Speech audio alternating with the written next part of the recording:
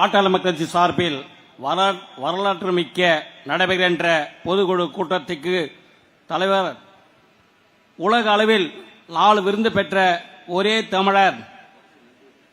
தமிழ்நாட்டில் மட்டும் இல்ல, இந்திய அளவில் கிட்டத்தட்ட 70 ஆண்டு காலம் மத்திய அமைச்சர் இருந்த அமைச்சரை விட தமிழ்நாட்டில் இந்தியாவுக்கே சிறந்த அமைச்சராக விளங்கிக் கொண்டிருக்கும் நம்ம குடும்ப தலைவர், தமிழ் இளம் போராளி மருத்துவர் அண்ணன் அன்புமணி ராமதாஸ் தலைமையில் நடைபெறுகின்ற இந்த பொது கூட்டத்துக்கு இங்கே வருகை தந்த பொதுச் செயலாளர் அண்ணன் வடிவேல் ராவன் அவர்களும், பொருளாளர் திலகபாமா அவர்களும், மேடையில் உள்ள அனைத்து முன்னாள் நடுவண் அமைச்சர், முன்னாள் சட்டமன்ற உறுப்பினர் வெங்கடேசன் உள்ளிட்ட மாவட்ட செயலாளர்கள், மாவட்ட தலைவர்கள், மாநில பொதுக்குழு, செயற்குழு உறுப்பினர் அனைவருக்கும் வணக்கத்தை தெரிவித்துக் கொண்டு, இன்று இந்தியாவிலே ஒரு துண்டு சீட்டு இல்லாமல் எந்த துறையிலும் பேசக்கூடிய ஒரே தலைவர் நம்ம சின்னையா தான்.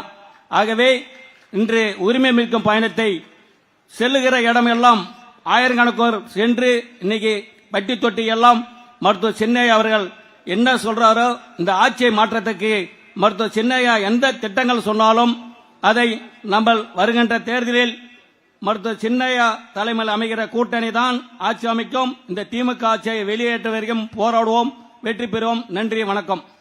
தருமபுரி சட்டப்பேரவை உறுப்பினர் மரியாதைக்குரிய அண்ணன் வெங்கடேஸ்வரன் அவர்கள் கருத்துரை வழங்குவார்கள்.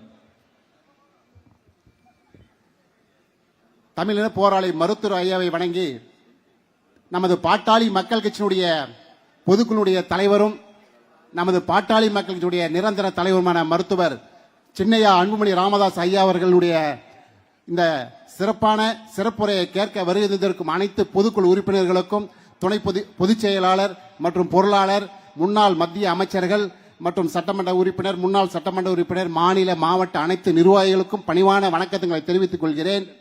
நமது சின்னையா அவர்கள் உலகம் போற்று ஒப்பற்ற தலைவர். உலக நாடுகளினுடைய ஐநா சபை கூட்டத்தில் தலைமை தாங்கி நடத்தியவர். அது மட்டுமல்ல, இந்திய துணை கண்டத்திலேயே போலியோ என்ற நோயை ஒழித்து பெருமை காட்டி அமர்ந்திருப்பவர், அமைதியாக அமர்ந்திருப்பவர் நமது சின்னையா அவர்கள். அதுபோல இந்தியாவுக்கே செய்தவர் தமிழ்நாட்டு மக்களுக்கு செய்ய முடியாதா? சாதாரணமாக நிறைவேற்ற முடியும்.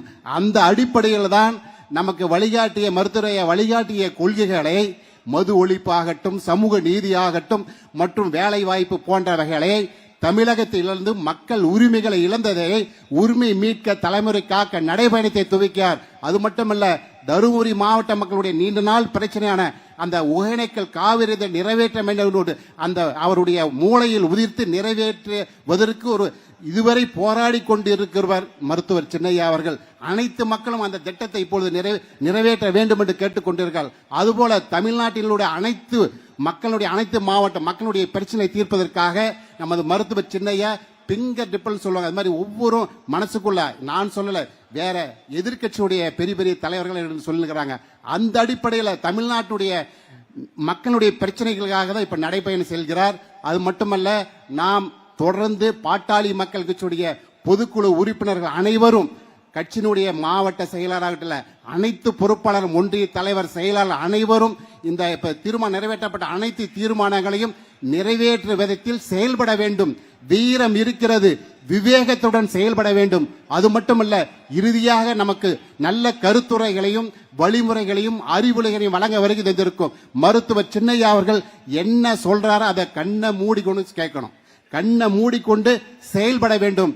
ஏதோ வந்தம் போன இல்லாம நமது கிராமத்துல, நகரத்துல அத்தனை மக்களிடமும் சின்னையாவுடைய சாதனைகளும், சாதிக்க வேண்டிய சாதனைகளும் சொல்லி பாட்டாளி மக்கள் கட்சியினுடைய வளர்ச்சிக்காக அனைவரும் பாடுபட வேண்டும் கேட்டுக்கொண்டு, தருமபுரி மாவட்ட அனைத்து மக்களும், கட்சிக்காரல்ல அனைத்து மக்களும் மருத்துவர் சின்னையாவை எதிர்பார்த்து கொண்டிருக்கிறார்கள்.